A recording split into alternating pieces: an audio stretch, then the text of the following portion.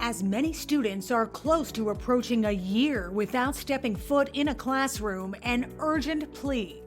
They need to be back in school. A brewing battle as parent advocacy groups say unions are part of the problem, preventing school reopenings.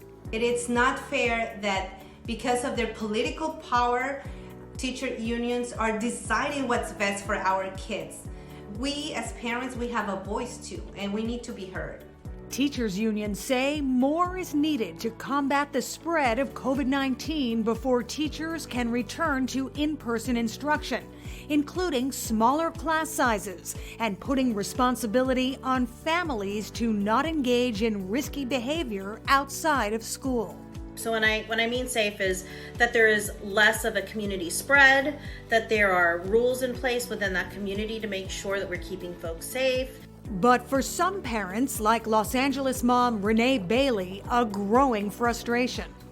So just like grocery workers, restaurant workers, and physicians and nurses have had to go back to serve the community, I think the same rules apply to teachers. They are essential workers. Studies have shown that spread within schools is significantly lower than in the community.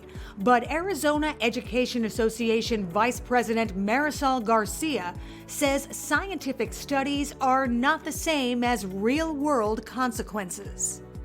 That is, a colleague of mine who I've worked with has passed away. And so that is a very different than a study when you understand the impact it has on students. But for parents, a fear of the long-term impact of remote learning. And so what's going to happen? They're going to fall behind. And who knows what the long-standing ramifications of this pandemic is going to look like for those students. Union leaders say they're working around the clock to try and get kids back into the classroom. Everyone's at the table trying to figure out how to get this done. It doesn't take time. It's not easy. But schools are figuring out ways to do that.